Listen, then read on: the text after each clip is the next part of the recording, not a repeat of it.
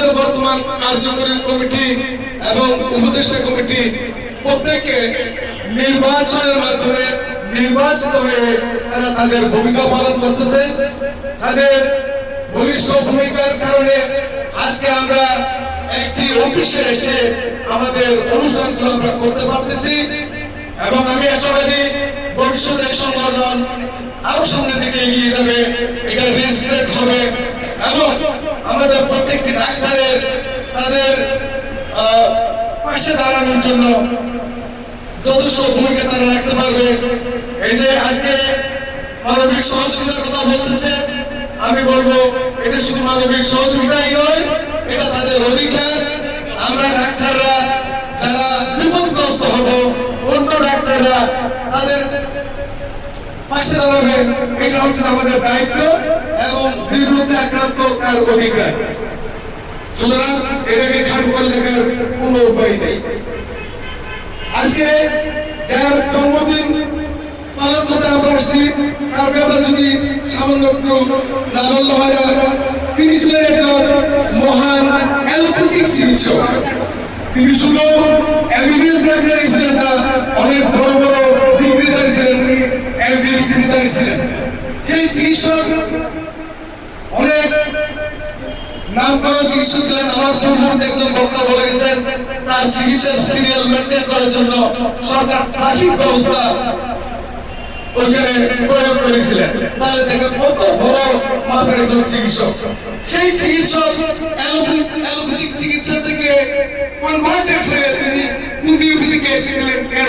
তার পিছনে একটা কারণ ছিলেন, তিনি ছিলেন একজন গবেষক।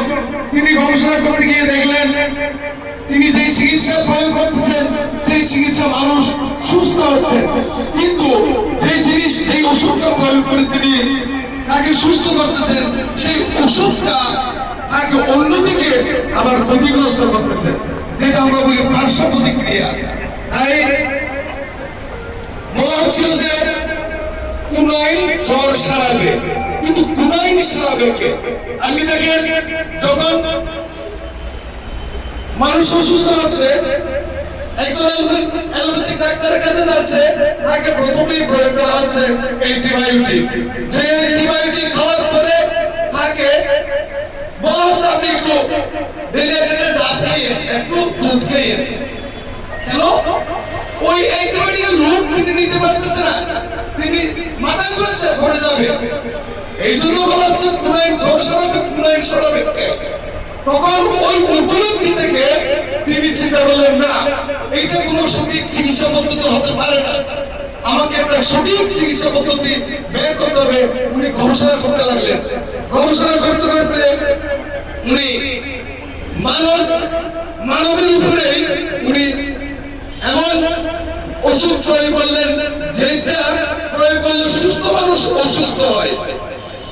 সেই জিনিসটাই গবেষণা করেছে, সেটা সূক্ষ্ম মাত্রায় প্রয়োগ করলে ওই ওষুধটা সেরে যায়। তখন তিনি কনভার্টেড হয়ে অ্যালোপ্যাথিক বিসর্জন করে হোমিওপ্যাথিকে উনি আবিষ্কার করলেন। সেই হোমিওপ্যাথিক আমরা সবাই গর্বিত, আমরা সবাই এখানে হোমিও চিকিৎসক। তো আমরা এই চিকিৎসা পদ্ধতির মধ্যে আমরা যদি একটু অ্যানালাইসিস করি, আমরা কতটা সফল কতটা ব্যর্থ। সফলতা যারা পেয়েছেন তারা হেনিম্যানের যোগ্যশরী, আর আমরা যারা পাইনি আমাদের আরো অনেক বেশি লেখাপড়া করতে হবে, অনেক বেশি গবেষণা করতে হবে, আমরাও তার যোগ্যশরী হতে পারবো। এই জন্য আমি বলবো প্রত্যেকের স্টাডি করতে হবে, প্রত্যেকের একটা মেডিসিনের উপরে লেখাপড়া করতে হবে। তাই আমরা মানুষের উপকার করতে পারবো, হোমিওপ্যাথি মানুষ আস্থাশীল হবে, আমরা মানুষের কাছে জনপ্রিয় হতে পারবো। আমি আমার বক্তব্য দীর্ঘায়িত করতেছি না, যেহেতু সময় খুব সংক্ষিপ্ত। আমি সবার প্রতি আকুল আবেদন জানাবো, আপনারা যে সংগঠিত হয়েছেন এই সংগঠনটাকে বলিষ্ঠ করার জন্য সবসময় আমাদের একটা ভূমিকা থাকতে হবে।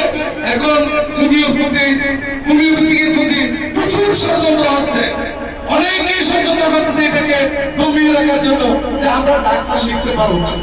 এটা যেন কোনোভাবেই যদি কেউ ষড়যন্ত্র করে, আমরা যারা একটি বারের মধ্যে